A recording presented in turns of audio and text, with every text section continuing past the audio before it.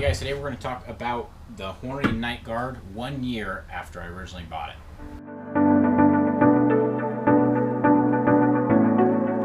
Okay guys, so I have had this thing for about a year, and somebody asked me what were the drawbacks that I've noticed after a year. And I can say that there are two primary drawbacks. The first off is the clock tends to not perfectly keep time.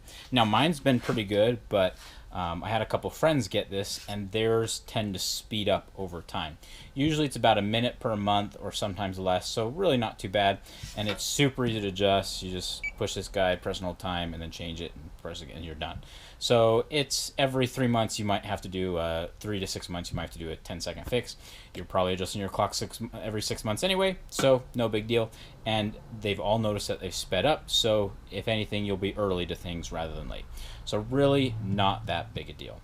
The other thing that I have noticed that I'm not a huge fan of is the battery compartment it's meant to run it exclusively off batteries as opposed to be also a backup for the AC power. So when you're running it exclusively off batteries, when your batteries get low, it says, hey, there's a low battery symbol, time to change them out. But what I would hope that they would have done is that when you're running off of AC, it doesn't drain the batteries really at all. And then so when you lose AC power, it goes to your batteries. And if you do have it plugged in, if your batteries drain on their own, that it would tell you. But unfortunately, if you have it plugged in under AC, your batteries will very, very, very slowly drain and eventually just die. And because it's plugged into AC, it won't give you the low battery warning. So you have to just swap out your batteries every 3 to 6 months, depending on the quality of batteries that you're putting in there. Again, really not that big a deal, but something that I think they could have done better on this original design.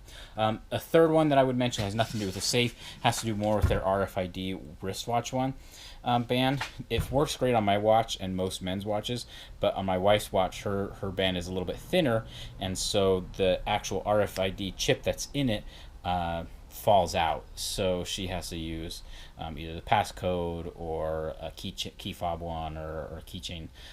She can't use the wrist one. Other than that, everything else works great. The